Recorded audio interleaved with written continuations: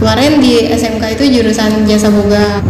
Terus singkat cerita beberapa bulan setelah nyari kerja tapi nggak kerja. Nah, sebagai anak SMK ada nggak sih tantangan buat persiapin UTBK pada saat 2019? Apalagi kan kayak beda kan sistemnya, kayak yang pertama kali kamu nyobain, terus kamu nyobain juga nih UTBK gitu. Dan kayak perbedaan apa sih yang kamu rasain? Pokoknya yang paling susah itu menurut aku di ekonomi. Karena ya ekonomi, karena aku pun sendiri nggak belajar, apalagi akuntansi. Aku nggak belajar di SMK, terus karena susah banget semua. Aku ngerasain itu di tahun yang pertama. Oh ya, tapi kan pas di tahun kedua kan kayak orang-orang udah tahu nih kamu lulus tahun 2018. Ada nggak sih tantangan dari lingkungan, kayak omongan atau mungkin dari diri kamu sendiri kayak Dari lingkungan ada, dari orang tua ada.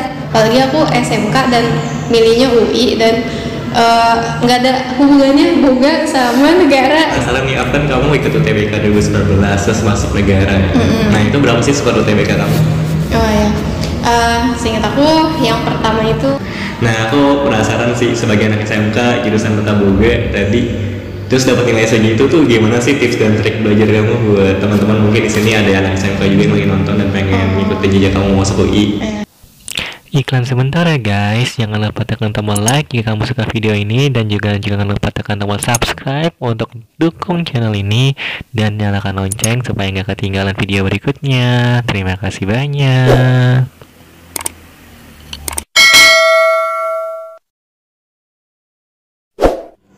Assalamualaikum warahmatullahi wabarakatuh. Halo guys, balik lagi sama aku Wahyudin dan aku lagi sama salah satu mahasiswa UI lagi nih di pusat kegiatan mahasiswa UI. Langsung aja ya, kenalin dari saya dulu. Ya, nama aku Afnia Nisa. Aku dari Administrasi Negara, jurusan Fakultas Ilmu Administrasi. Aku angkatan 2019. Angkatan 2019. Kenalin nama kamu dari lulusan mana?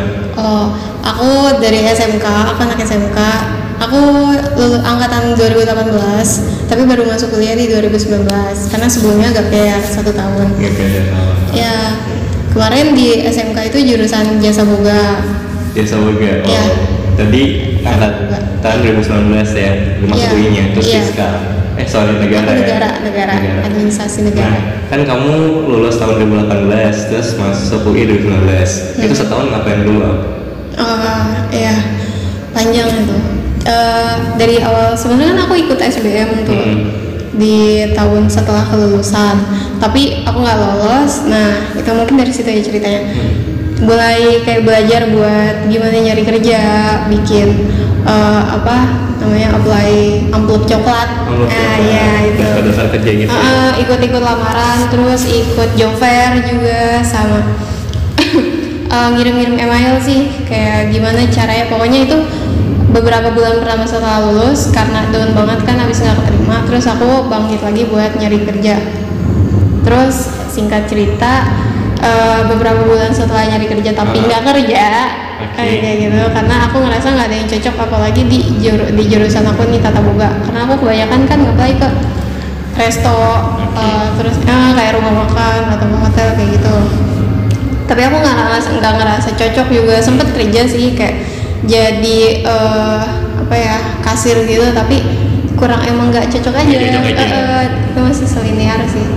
Terus akhirnya setelah jenuh, capek gitu, akhirnya kan udah beberapa bulan mau mikir lagi nih, masih ada keinginan buat ikut UTBK lagi ke depannya.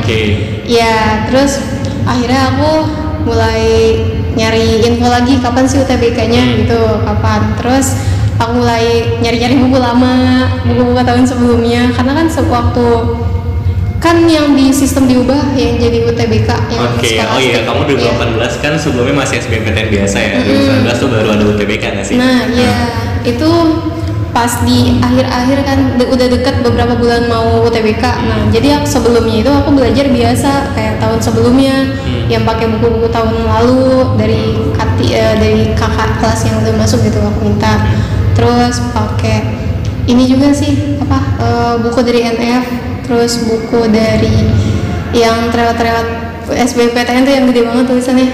Ya, terus pakai apa lagi ya? Aduh lupa. Itu lah yang ini banget. Yang buku saku itu bukan? Buku saku juga Zenius. Zenius. Iya, Zenius. Ya aku minjem punya temenku sih Zenius yang udah lulus di Erlangga, kaset CD gitu. Ya itu benar-benar ngebantu. Tapi pas setelah sistemnya diubah kan Scholastic tuh. Nah terus itu udah kayak yang sebelumnya yang kayak tes CPNS itu udah jauh banget kan bedanya, kayak nggak pakai gitu ya ampun. Harus merubah pola belajar lagi itu sih. Pola belajar lagi. Nah kalau tadi kan aku dengar kamu sempat juga tuh di 2018 nyoba terus kayak gak keterima nyari kerja kan.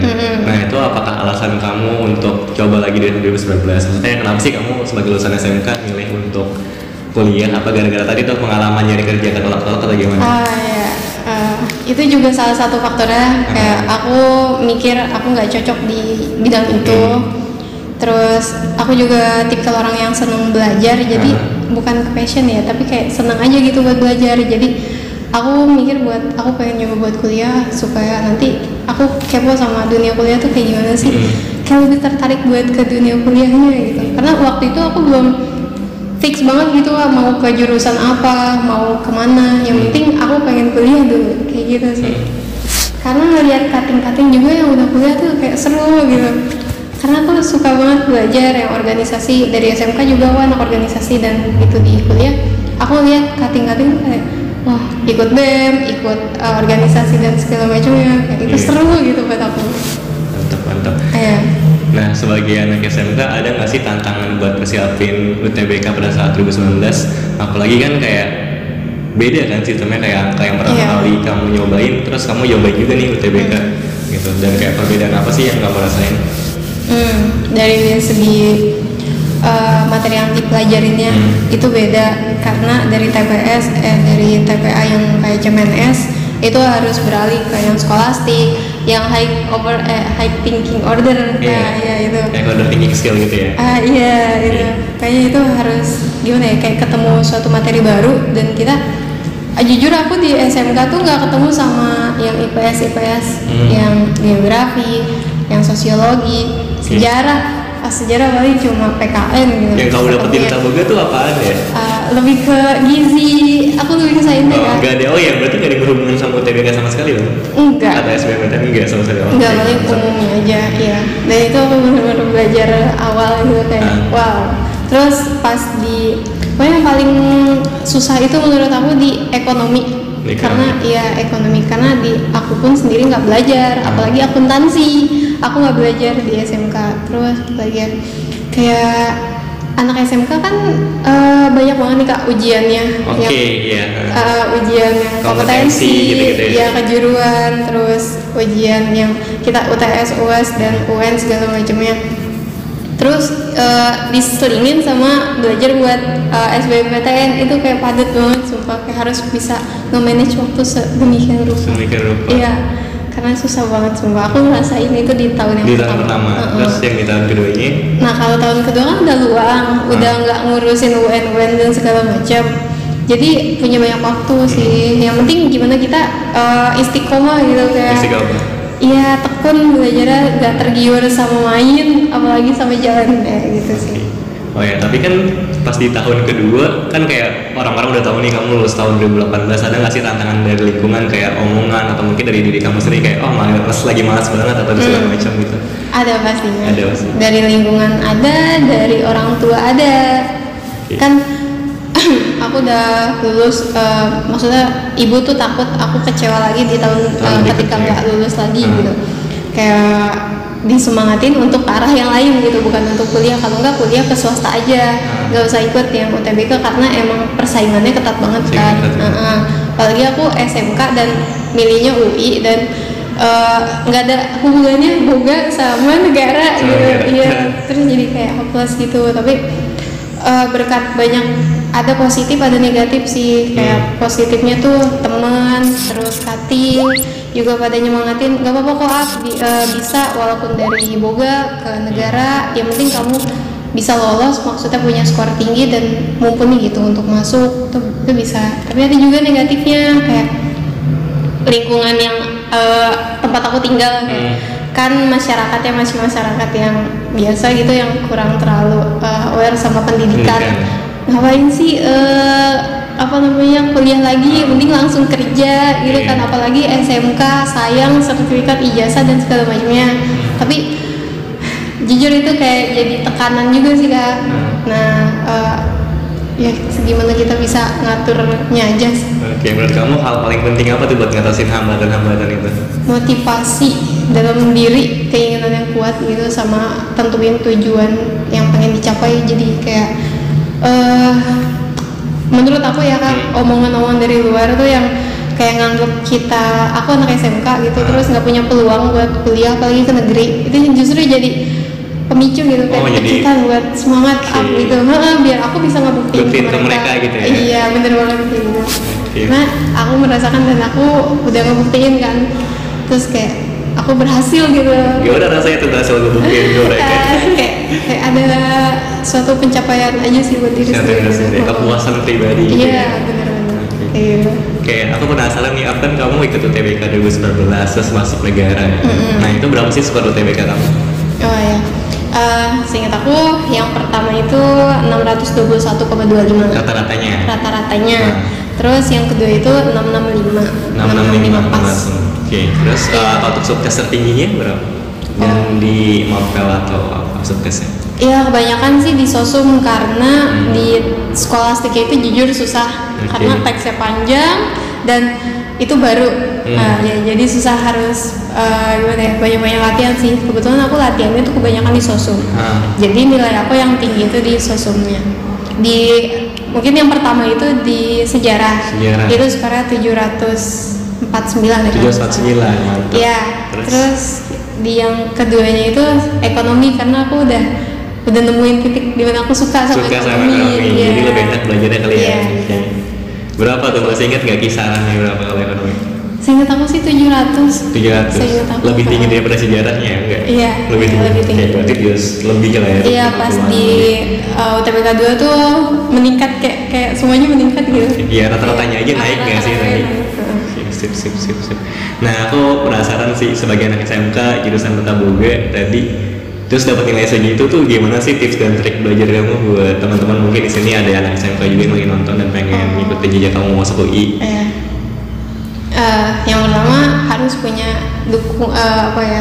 material dukungan gitu. Kayak yang pertama buku.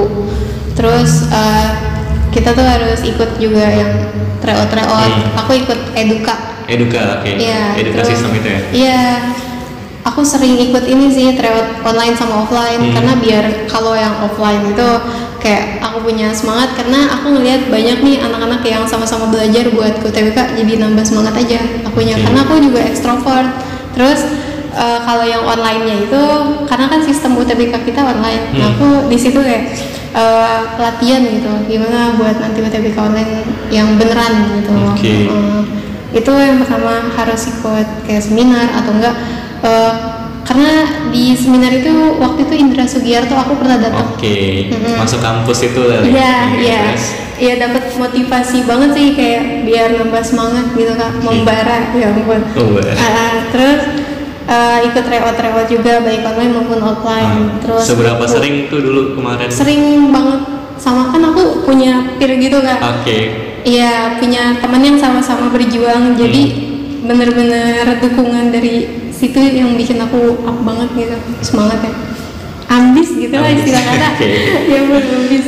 Ya, terus habis itu bukunya ada buku keluaran terbaru yang khusus untuk TP Skolastik, ada di mana ya, Shopee kalau nggak salah.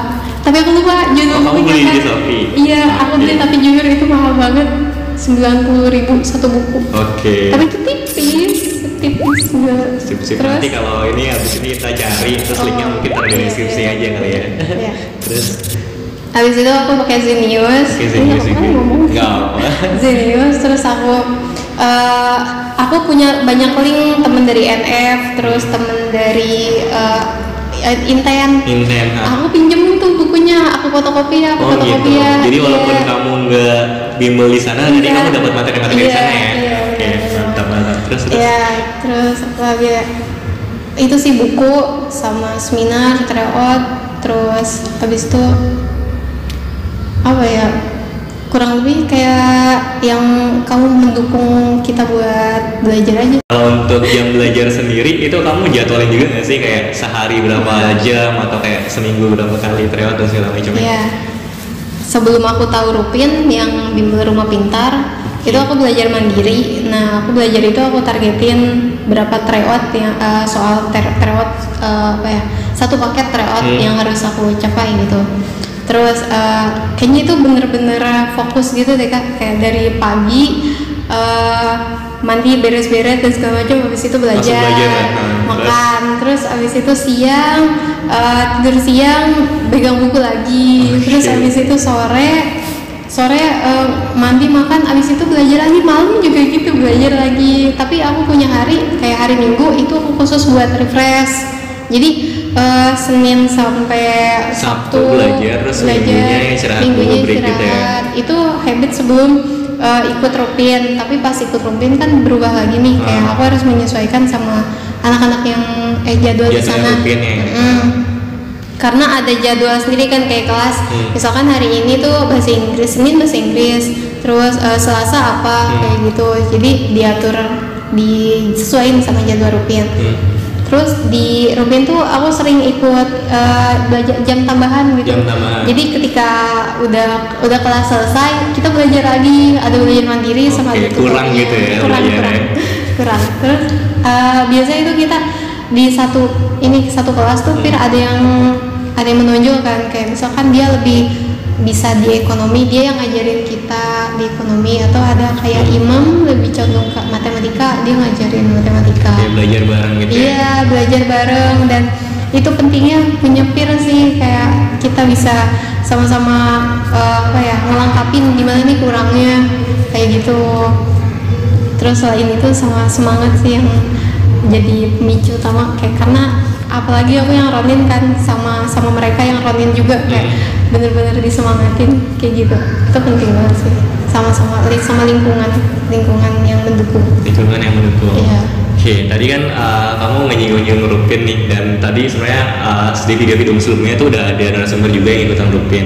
Nah, menurut kamu seberapa penting sih ikutan bimbel kayak Rupin gitu? Nah, Rupin itu kan gratis gitu kan dari KSUI. Seberapa penting tuh ikut bimbel kayak gitu? Dimanapun kita ikut bimbel, kalau kitanya benar-benar niat dan semangat gitu kan, itu insya Allah bisa dapat gitu ilmunya, kita bisa serap banyak. Sebenarnya aku waktu itu nggak cuma mau ikut Rupin, aku mau coba ikut yang dari komputer Fasilkom. Betis itu ya? Betis ya, tapi berhubung dari Rupin duluan yang terima, karena Rupin lebih awal kan, Rupin lebih duluan gitu. Untuk seleksinya? Iya, itu kalau tipe yang kayak aku yang belajarnya harus sama, nggak harus sih, maksudnya lebih enak, lebih nyaman sama orang lain, ada tutornya, itu bimbel tuh jalan gitu, kayak memudahkan kita untuk belajar. Itu kayak membangun lingkungan belajar gitu ya berarti. Iya benar.